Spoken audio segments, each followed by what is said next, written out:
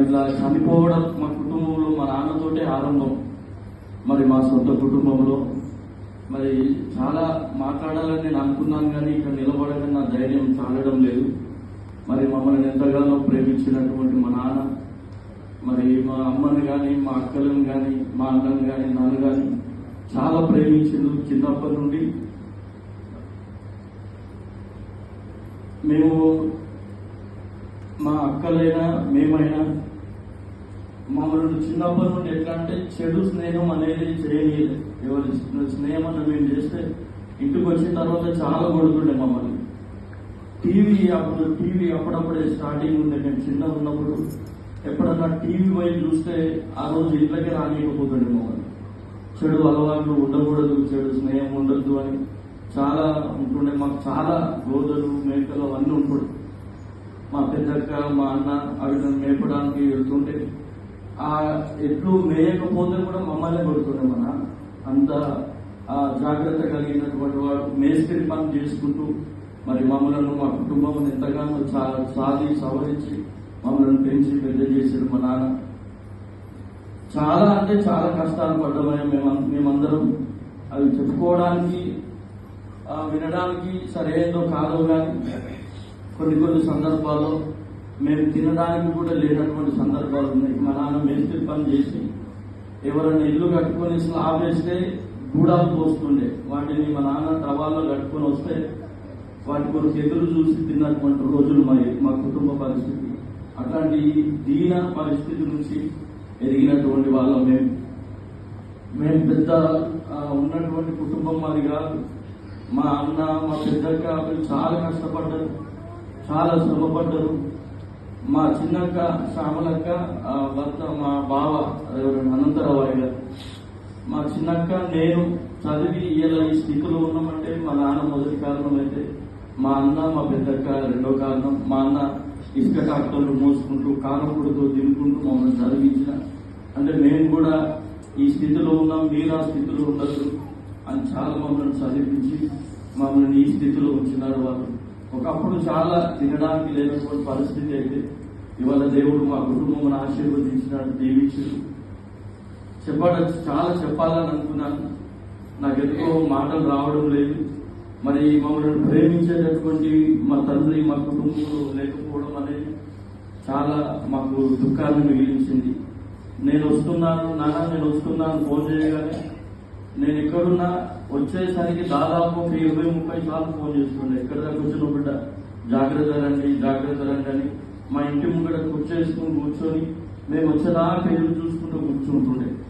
అట్లాంటి ప్రేమ ఇప్పుడు మేము వస్తే మాకు ఎవరు ఎదురు చూస్తారనేది చాలా వేదన, చాలా దుఃఖం ఉన్నది. మాకు ఎన్నో రకాలైనటువంటి శ్రమలు అనుభవించడం. చాలా కోపం. రేపైతే చనిపోతా అనేదాకా కూడా మా కోపమే.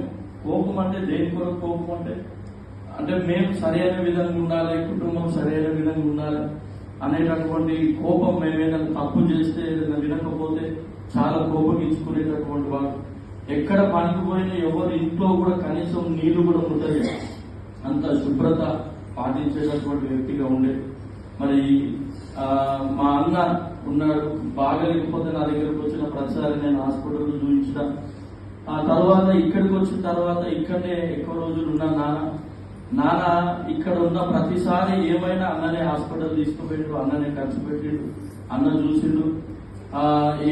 ఎలాంటి అనారోగ్య పరిస్థితి అయినా అన్ననే చాలా దగ్గరుండి, అన్న నేను రావాలంటే అంత దూరంకి వెళ్ళి ఏమొస్తావు రావద్దు, నేనున్నా కదా అని అన్న అన్ని రకాలుగా సేవలు చేసిండు.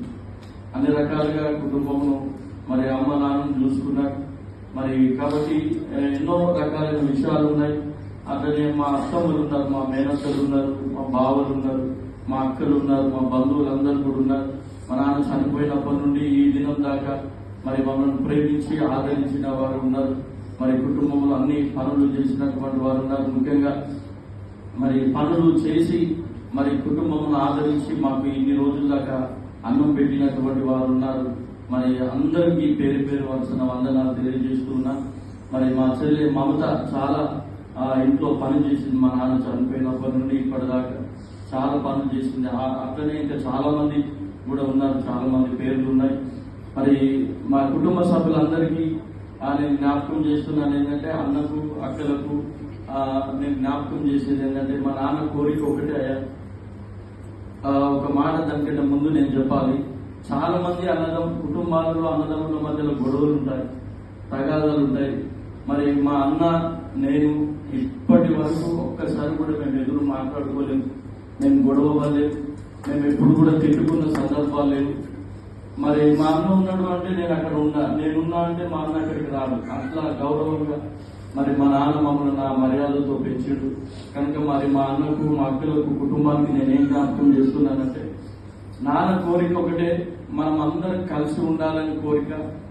మీరు ఇప్పుడు ఎట్లున్నారో నేను చనిపోయినాక కూడా మీరు అట్లనే ఉండాలని బిడ్డానికి కోరినాడు కనుక మరి మా కుటుంబ సభ్యులకు నేను జ్ఞాపకం చేస్తున్నా, మన లోపల విభేదాలు అవసరం లేదు. మనం ఎన్ని రోజులు ఎంత ప్రేమగా ఉన్నామో అదే ప్రేమలో మనం కొనసాగాలని, నాయన చూపించిన మార్గంలోనే మనం నడవాలని, మరి అమ్మను కూడా మనం చూసుకునే బాధ్యత మరి నాన్న మన మీద పెట్టింది కనుక అమ్మను కూడా మనం చూసుకోవాలి.